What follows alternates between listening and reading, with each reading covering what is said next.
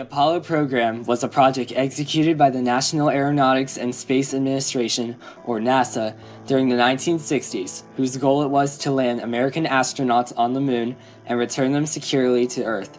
This would allow them to explore an area on which no one has stepped foot before, and subsequently to encounter the various undiscovered attributes of the moon, all the while exchanging new ideas on how to travel to other celestial bodies within and outside of our galaxy.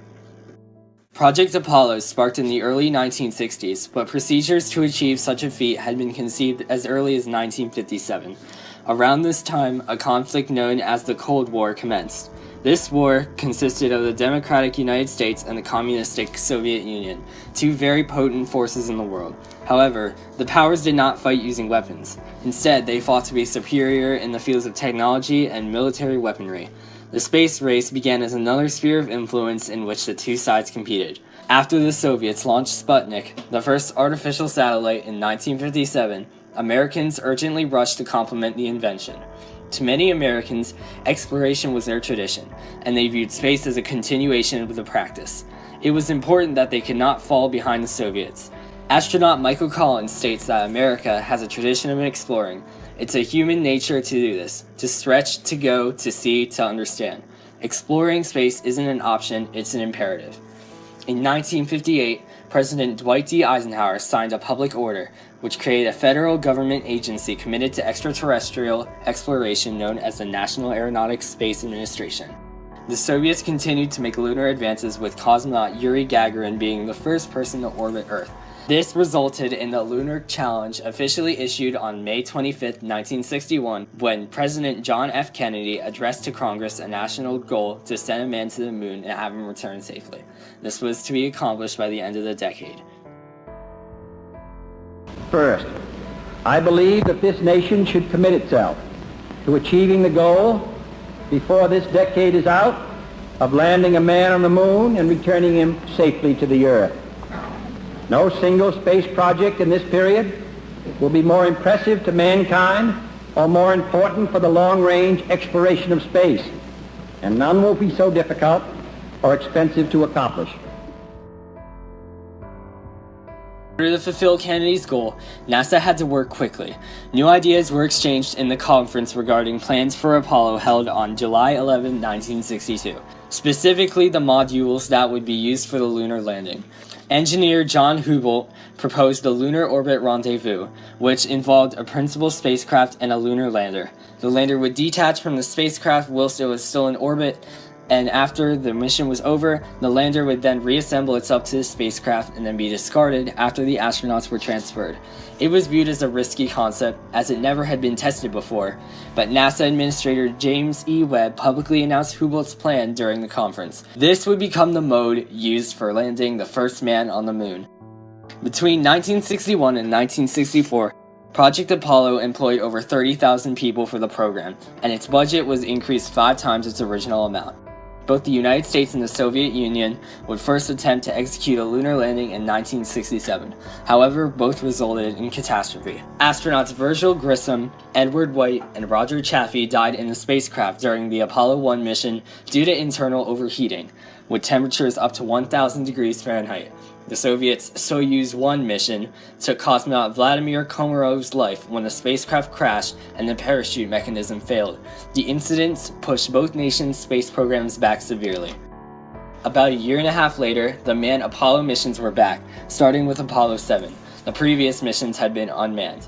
Apollo 8 was a major turning point in the Lunar Challenge. On December 21, 1968, astronauts Frank Borman, James A. Lovell Jr., and William A. Anders accomplished the first lunar orbit.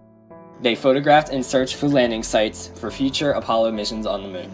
This proved that NASA was capable of navigating to and from the moon, thus giving Apollo the boost it needed to carry out the mission. Apollo's lunar modules had been progressively becoming better, and both Apollo missions 9 and 10 in 1969 had modules capable of everything except making a lunar landing. An Associated Press reporter even stated that officials of the National Aeronautics and Space Administration have said privately that the mission might be changed to a lunar landing, but the mission was ultimately kept as a mission to make sure that everything was foolproof before Apollo 11. On July 16, 1969, Astronauts Neil Armstrong, Edwin Buzz Aldrin, and Michael Collins made history by being the first people to land successfully on the moon. After docking, the crew waited 6 hours before Armstrong took his world-famous step. I'm going to step off the limb. That's one small step for man, one giant leap for mankind.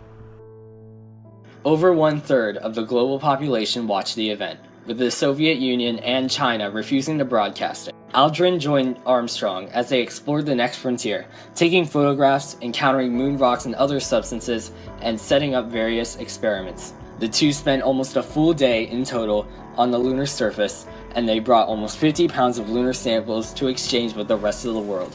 Kennedy's goal had been fulfilled.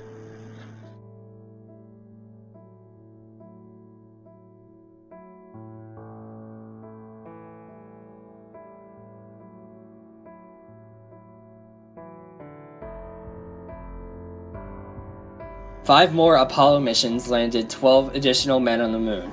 Apollo 12, which consisted of Pete Conrad Jr., Richard F. Gordon Jr., and Alan L. Bean, commenced on November 14, 1969.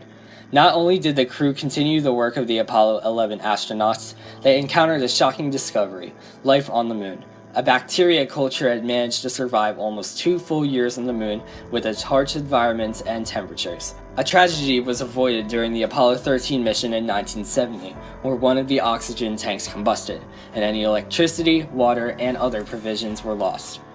The crew relied on assistance from Earth to return safely. 4 more Apollo missions were executed successfully, landing more men on the moon, with Apollo 17 marking the end of the program. The Apollo program exhibited tremendous results in the field of space technology for America. The exchange of new modes of traveling intergalactically enabled NASA to facilitate research in space, and the expedition to the moon satisfied not only Kennedy's goal, but also the grand American tradition of exploration.